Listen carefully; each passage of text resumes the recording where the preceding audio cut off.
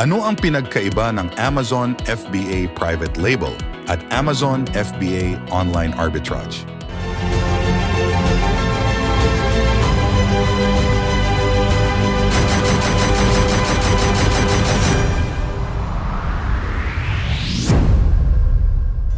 Hi, I'm Jansen from Filipino Amazon Masterclass from Coach Fish, Sun Life Advisor for 4 years.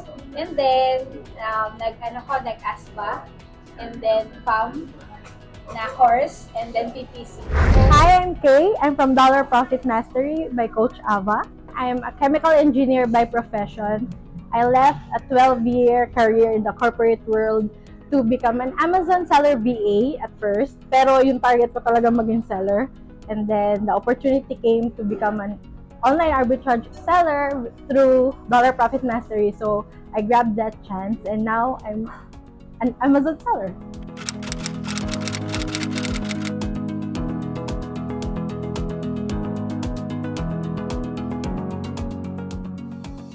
So, nagsimula ako nagbenta last June 2023. And then, ngayon, magpa 5 months na yung store ko sa Amazon. So, nag-sales na siya. Then, sa tulong rin ng PPC ads, nakakapag-compete na siya sa mga product ng China. Bakit nga ba private label? Kasi mas gusto ko yung magkaroon ako ng brand dito sa US marketplace, and then ma-produce ko yung mga product dito sa Pilipinas at makapag-compete sa iba't ibang product sa US. Mas quality ang product natin sa Pilipinas at tayo natin yung ng Philippine products.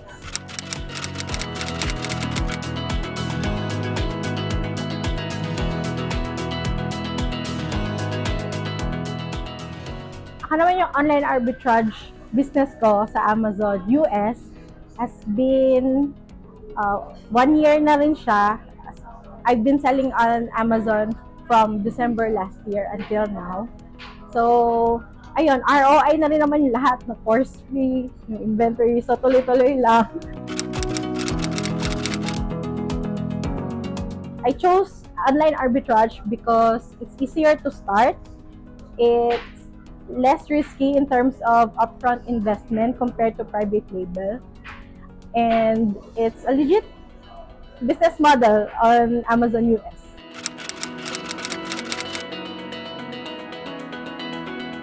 Yung capital na initial na nilabas ko para mag-invest as a private label is 150,000. And then, bumalik naman siya agad. Since, yun nga, nakikipag-compete sa ibang product ng China, ganyan, mas tinatangkilik yung product natin sa platform ng US. And then, yun, patuloy na nababayag pag 5-star ratings yung product ko sa US market. With online arbitrage, you need lower than 150,000. I started with 25,000 pesos lang, with a few batches of products, and ayun, paikot-ikot lang. Kapag nagkaroon ka ng profit, reinvest lang. So, ganun yung style na ginawa ko, because at the start, for an Amazon seller, you need to take control of your cash flow, especially in online arbitrage.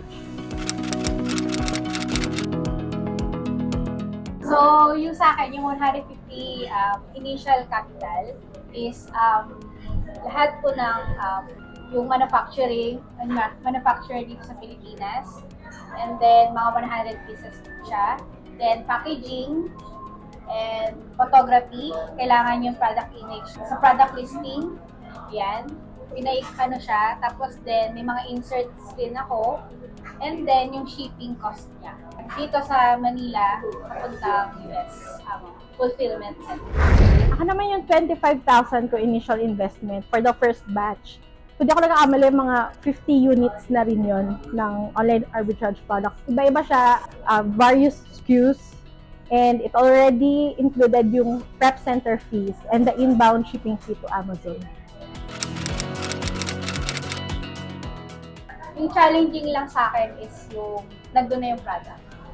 Yung iba yung category ng product ko. So, hindi ko alam kung magbebenta or hindi. Pero sa tulong ng mga coaches ng FAM or Filipino Amazon Masterclass is nagawa na naman ng paraan.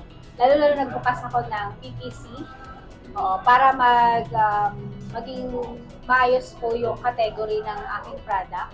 So, nung nag-sales na siya dahil sa PPC or sponsored ads, sa tulong rin ng training ng FTPCM is naging maayos naman yung pagbebenta ko sa akin.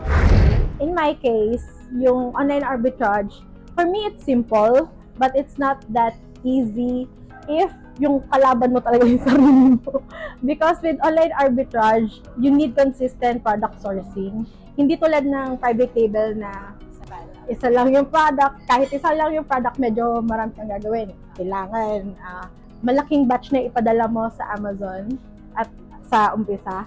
Pero with online arbitrage, we're only selling per item, mga 4 units, 5 units, marami na 10 units.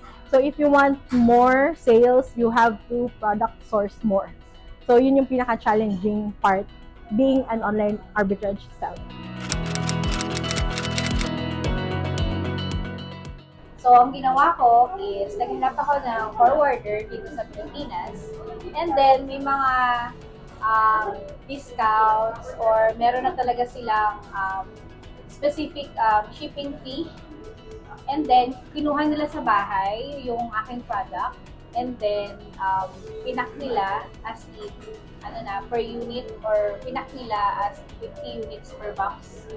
And then, meron sa Amazon seller account na nilagay kung saan i-fulfill. Kung saan US address ng Amazon Fulfillment Center na isa-send, kausap ko yung shipping or forwarder dito sa Pilipinas. Na sila yun na yung diretsong ship from Philippines to US Fulfillment Center. With online arbitrage, the advantage is you can do the business kahit nasan ka in the world because purely online, you can buy your products online.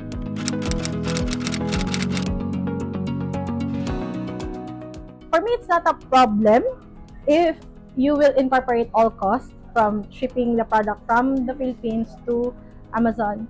Pero we can take advantage of the fact that you can order online from US-based online stores. So within US lang din yung transaction.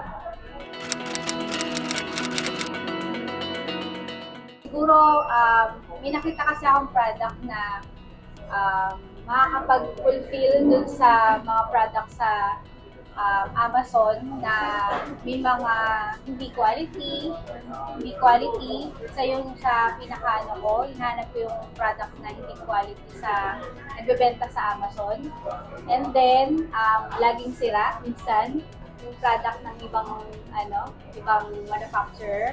Tapos, tinitingnan ko rin yung mga reviews na kakailanganin or i-fulfill mo yung product mo. So, nakakatuwa kasi nakakita ko ng product dito sa Pilipinas na pwede natin i-compete sa Amazon Marketplace na mag-produce rin ng quality product and then matutulungan rin yung mga manufacturer dito sa Pilipinas.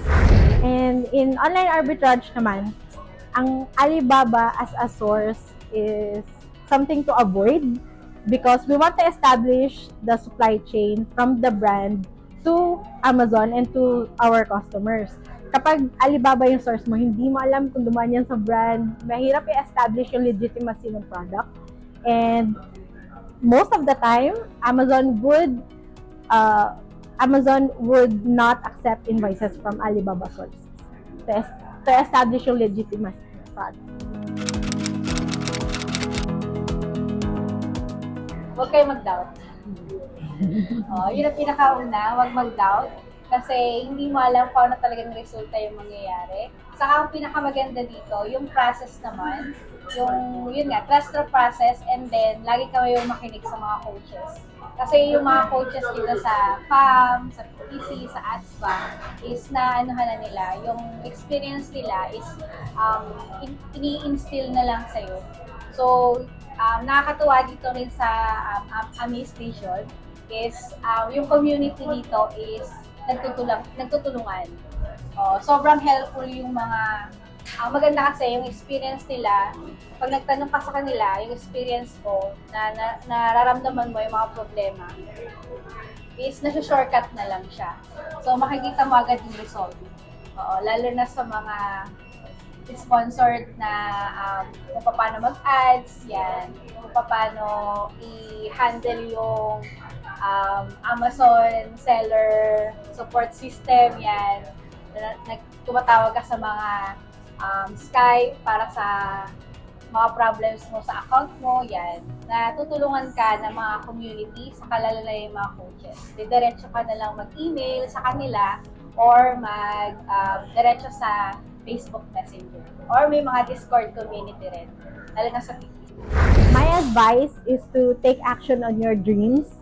Gusto mo ba maging employee or gusto mong ikaw yung maging employer in the future? So if you want to build your business, take action, study. Ako, it's a risk that I didn't take na self-study kung ano man yung pagbebenta ng Amazon kasi for me, syempre nagbibigay tayo, mag-invest tayo din ng money, yung time mo, gugugulin, mas mapa-fast track siya if I have a course and I have courses, I have coaches that will teach me the ropes on how to sell on Amazon faster and mas more efficient kasi alam na nila kung ano yung pinagdaanan nila. Same with what Johnson said, alam na nila yung mga challenges and as the students, ibibigay na nila sa inyo kung ano yung pinaka-shortcut, kung ano yung pinaka-surefire way to succeed on Amazon. Woo! Thank you for watching this video. You may follow us on Facebook, TikTok, Instagram, and LinkedIn for more e-commerce tips. For inquiries, text or call the number on your screen. Again, this is Lisha Pino, your online kanegosyo. And with Amazation, we'll lead you to extraordinary living by providing our life-changing learning.